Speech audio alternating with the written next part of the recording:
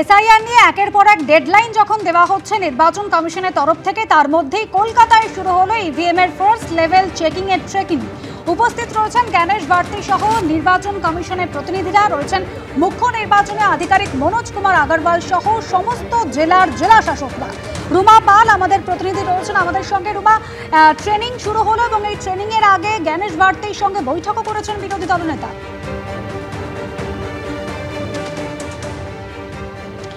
দেখো, জানি রাখি 27শে নভেম্বর থেকে কিন্তু রাজ্যে শুরু হয়ে যাচ্ছে ইভিএম এর ফার্স্ট লেভেল চেকিং, এবং সেই কারণে কিন্তু আজকে এই প্রশিক্ষণ হচ্ছে এবং সেখানে জ্ঞানেশ ভারতী সহ যেমন নির্বাচন কমিশনের প্রতিনিধিরা রয়েছেন, সিও রয়েছেন এবং জেলা শাসকরা রয়েছেন, এডিএম রয়েছেন, ওসি যারা ইভিএম রয়েছেন তারা প্রত্যেকেই রয়েছেন। তবে এই বৈঠকের আগে কিন্তু বিরোধী দলনেতা শুভেন্দু অধিকারী আলাদা করে বৈঠক করেন জ্ঞানেশ ভারতীর সঙ্গে এবং সিও উপস্থিত ছিলেন। এবং তার একটাই প্রশ্ন যে যেভাবে অনুপ্রবেশকারীদের একদম সীমান্ত জেলা থেকে প্রবেশ করানো হচ্ছে এবং তারা কিন্তু এখানকার ভোটারও হয়েছে, সেই দিকে কিন্তু ঠেকাতে হবে নির্বাচন কমিশনকে। এবং হিন্দু শরণার্থীরা যারা রয়েছেন, তিনি এই অবশ্যই এটা ক্যামেরার সামনে বলেছেন, হিন্দু শরণার্থীরা যারা রয়েছেন তাদের বিষয়টা কিন্তু দেখতে হবে নির্বাচন কমিশনকে, এবং পারলে তারা সরকারের সঙ্গে কথা বলবেন এবং নির্বাচন কমিশনকে এই বিষয়ে ব্যবস্থা নিতে হবে। এবং তার সঙ্গে তিনি এটাও বলেছেন যে পূর্ব মেদিনীপুর এবং হুগলি এবং পূর্ব বর্ধমান সেখানে কিন্তু জেলা শাসকদের বিরুদ্ধে তার অভিযোগ জানিয়েছেন। এই অভিযোগ কিন্তু অবশ্যই তিনি টুইটও করেছিলেন। এই অভিযোগ কি অভিযোগ? যেখানে বলা হচ্ছে বিএলওদের কিন্তু ওটিপি শেয়ার করতে বলা হচ্ছে এবং সেই কারণে কিন্তু সেই অভিযোগও কিন্তু তুলে ধরেছেন। অন্যদিকে আরও একটি অভিযোগ ছিল, যেটা হচ্ছে সিও দপ্তরের যিনি নতুন অ্যাডিশনাল আরেকজন সিও এসেছেন তার বিরুদ্ধেও তিনি অভিযোগ করেছেন এবং তিনি সরাসরি বলেছেন যে তিনি মমতা বন্দ্যোপাধ্যায় এবং প্রশাসনের সঙ্গে যোগাযোগ রেখে চলেছেন এবং সেই অভিযোগও কিন্তু জ্ঞানেশ ভারতীর সামনে তিনি তুলে ধরেছেন। এবং তার সঙ্গে এটাও ঠিক, এবং রীতিমতো বিএলওরা প্রায় 67 জন বিএলও রয়েছেন, তারা কিন্তু প্রভাবিত হচ্ছেন এবং এইভাবে কিন্তু মানুষদের প্রভাবিত করছেন, সেই সংখ্যাও কিন্তু দিয়েছেন। এছাড়া আরও বিষয় বলেছেন যে ডেমোগ্রাফি কীভাবে চেঞ্জ হয়ে যাচ্ছে সীমান্ত এলাকায় ডেমোগ্রাফি চেঞ্জ হয়ে যাওয়ার জন্যই কিন্তু যারা অনুপ্রবেশকারী তারা কিন্তু এখানকার ভোটার হয়ে যাচ্ছে, সেই ভোটারদের কিন্তু ঠেকাতে হবে, ভোটার লিস্ট থেকে তাদের নাম বাদ দিতে হবে। অন্যদিকে জানিয়ে রাখি এই বৈঠকের পরবর্তীতে যে বৈঠক, যেটা ফার্স্ট লেভেল ইভিএম চেকিংয়ের বৈঠক শুরু হয়ে গিয়েছে এবং অনেকক্ষণ ধরে এই বৈঠক হচ্ছে, প্রশিক্ষণ চলছে। জানিয়ে রাখি যে 27শে নভেম্বর 10টি জেলায় কিন্তু প্রথমে শুরু হবে এই ইভিএম চেকিংয়ের কাজ এবং তারপর হতে থাকবে প্রায় 15ই জানুয়ারি পর্যন্ত এটা চলবে। 52টি জায়গায় কিন্তু এরকম ধরনের ইভিএম চেকিং হবে, ফার্স্ট লেভেল চেকিং। আজকে যেমন প্রশিক্ষণ দেওয়া হচ্ছে, এখানে উপস্থিত রয়েছেন জ্ঞানেশ ভারতী সহ সিও রয়েছেন, জেলা শাসকরা রয়েছেন। কারণ এদের এই যে ফার্স্ট লেভেল চেকিংটা প্রশিক্ষণ কেন দেওয়া হচ্ছে, কারণ এই 27 তারিখ থেকে যে ইভিএম চেকিং শুরু হবে কিভাবে হবে, কারণ এই দেখো প্রায় 81,000-এর মতো বুথ রয়েছে। এই বুথ কিন্তু বাড়বে যখন ইলেকশন হবে, প্রায় 94,000-এর মতো বুথ হবে, এমনটাই কিন্তু এখন জানা যাচ্ছে। সেক্ষেত্রে কিন্তু দেখা যাবে ইভিএমও কিন্তু এর থেকে বেশি হবে। অনেক সময় দেখা যায় যে সমস্ত গত ইলেকশনে যে ইভিএম ব্যবহার করা হয়েছিল, যেমন সেই ইভিএম থাকে। এছাড়াও কিন্তু হায়দ্রাবাদ থেকে ইভিএম নিয়ে আসা হয়। বেশ কিছু ইভিএম কিন্তু দেখা যায় যে অনেক সময় ইভিএম দেখা যায় কি অনেক সময় খারাপ হয়ে গেছে, সেক্ষেত্রে 30% ইভিএম কিন্তু তারা কিন্তু রিজার্ভে রাখতে হয়। এটা একটা প্রসেস রয়েছে পুরো, এবং সেই প্রসেস শুরু হয়ে যাবে যাতে ইভিএম কিন্তু সঠিকভাবে থাকে। কারণ জানিয়ে রাখি 15ই জানুয়ারি পর যখন পুরো ইভিএম চেকিং শেষ হয়ে যাবে, পুরোপুরি যখন এই পর্যায়ের ট্রেনিং পুরো ইভিএম চেকিং শেষ হয়ে যাবে, তখন কিন্তু এটা স্ট্রং রুমে চলে যাবে। স্ট্রং রুমে যাওয়ার পর কিন্তু আবারও যখন ইলেকশন ঘোষণা করা হবে, তখন স্ট্রং রুম থেকে অবশ্যই তারপরে ধাপে ধাপে কিন্তু আবারও চেকিং হবে।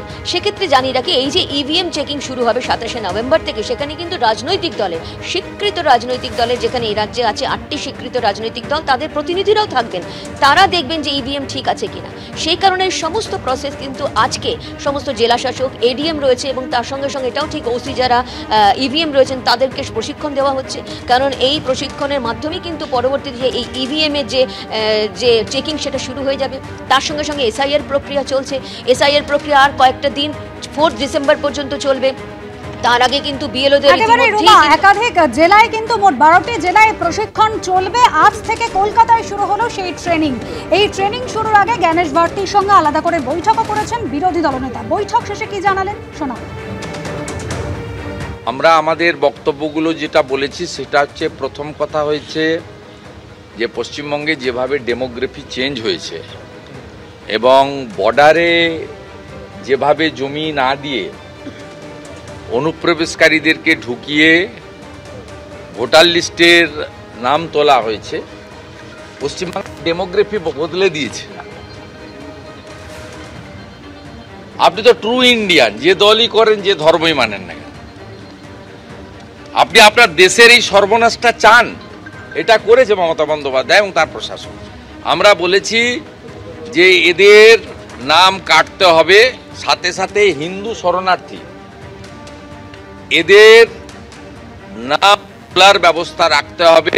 তারা আবেদন করবে, আপনাদের দায়িত্ব, আপনারা কার সঙ্গে টেক আপ করবেন, কোর্টে টেক আপ করবেন না ভারত সরকারের সঙ্গে করবেন কি অন্য কি করবেন, আপনাদের দায়িত্ব। কিন্তু আমরা বিএলওদের কনফিডেন্সিয়াল অভিযোগ আজকে জ্ঞানেশ ভারতীর হাতে তুলে দিয়েছি। 3 ডিএম এর বিরুদ্ধে কেন এফআইআর হবে না? বিধানসভা ভোটের আগে রাজ্যের একাধিক পুরসভায় রদবদল ঘিরে সরগরম হলো রাজ্য রাজনীতি। অস্বস্তি বাড়ল তৃণমূল শিবিরে। পদত্যাগের নির্দেশ এলেও 2 পুরসভায় চেয়ারম্যানের পদ ছাড়তে নারাজ তৃণমূলের 2 তাবর নেতা গোপাল শেঠ ও রবীন্দ্রনাথ ঘোষ। দলীয় কোন্দল নিয়ে তৃণমূলকে খোঁচা দিতে ছাড়েনি বিজেপি। কোথাও চলল দুষ্কৃতী তাণ্ডব, কোথাও আবার দলের এই সিদ্ধান্তের বিরোধিতা করে চিঠি। একদিকে উত্তর 24 পরগনার বনগাঁ পুরসভা আর অন্যদিকে কোচবিহার পুরসভা। পদত্যাগের নির্দেশ এলেও 2 পুরসভাতেই চেয়ারম্যানের পদ ছাড়তে নারাজ জেলা তৃণমূলের 2 তাবড় নেতা, যা ঘিরে অস্বস্তিতে তৃণমূল নেতৃত্ব। সূত্রের খবর, বনগাঁ পুরসভার চেয়ারম্যানের পদ ঘিরে তীব্র টানাপোড়েন চলছে দলের অন্দরে। গত 6 নভেম্বর বনগাঁ পুরসভার চেয়ারম্যানের পদ থেকে গোপাল শেঠকে পদত্যাগের নির্দেশ দেওয়া হলেও এখনও পদ আঁকড়ে আছেন তিনি। আর চাঞ্চল্যকর বিষয় হলো, এই আবহে বুধবার রাতে বনগাঁ পুরসভার 6 জন তৃণমূল কাউন্সিলরের বাড়িতে হামলা চালানোর অভিযোগ উঠেছে। বাইরে বারান্দায় এসে দেখছি ভাঙচুর করছে, অজস্র খিস্তি খেয়োর গুলি ইট ছুটছে। হ্যাঁ, সিসি ক্যামেরা ভেঙে দিয়েছে। হ্যাঁ, 4 রাউন্ড গুলি ছুড়েছে। 10 থেকে 12 রাউন্ড গুলি চালিয়েছিল এবং একটা গুলি লক্ষ্যভেদ করে আমার ছেলে যে ঘরে থাকে। দলের কাউন্সিলররাই নিরাপদে নেই, সাধারণ মানুষকে কিভাবে নিরাপদ দেবো, এটাই আমাদের দাবি। সূত্রের খবর, বুধবার রাতের এই হামলার কয়েক ঘন্টা আগেই বনগাঁ তৃণমূল জেলা পার্টি অফিসে বসে গোপাল শেঠের বিরুদ্ধে অনাস্থা আনতে 15 জন তৃণমূল কাউন্সিলরকে নিয়ে বৈঠকের আয়োজন করা হয়। সেখানে 9 জন সই করলেও সেই কাজ থেকে বিরত থাকেন 6 জন কাউন্সিলর। তৃণমূলের একাংশের অভিযোগ, বেছে বেছে সেই 6 জন কাউন্সিলরের বাড়ি লক্ষ্য করেই হামলা চালানো হয় রাতে। এদিকে বনগাঁ পুরসভার পাশাপাশি কোচবিহার পুরসভাতেও পদত্যাগের নির্দেশের পরেও চেয়ার ছাড়তে নারাজ হেভিওয়েট তৃণমূল নেতা রবীন্দ্রনাথ ঘোষ। প্রশ্নই ওঠে না তো পদত্যাগ। যিনি নিয়োগকর্তা তিনিও অপারেশন করতে পারবেন। রাজ্যের মাননীয় মুখ্যমন্ত্রী তিনি আমাদের নিয়োগ দিয়েছেন, এটা অ্যাডমিনিস্ট্রেটিভ পদ। এখানে এই তৎকালীন নেতারা তারা এসে কিভাবে আমাদের অপারেশন করে। তৃণমূলের অস্বস্তি নিয়ে খোঁচা দিয়েছে বিজেপি। আসল বিষয় হচ্ছে যারা ঠিকমতো তোলা দেয়নি কালীঘাটে তাদেরকে পরিবর্তন করতে হবে। অর্থাৎ মিউনিসিপ্যালিটিতে নাগরিক স্বাচ্ছন্দ্যের পয়সা মেরে যারা নিজেরাই শুধু পকেটস্থ করেছে, উপযুক্ত ভাগ কালীঘাটে পৌঁছায়নি, তাদেরকে সরানোর কাজ চলছে। সব মিলিয়ে বিধানসভা ভোটের আগে বিভিন্ন পুরসভায় চেয়ারম্যান বদল ঘিরে তৃণমূলের অস্বস্তি ক্রমেই বাড়ছে। আশাবুল হোসেন, সমীরণ পাল, শুভেন্দু ভট্টাচার্য, এবিপি আনন্দ। এবিপি আনন্দ, এগিয়ে থাকে, এগিয়ে রাখে।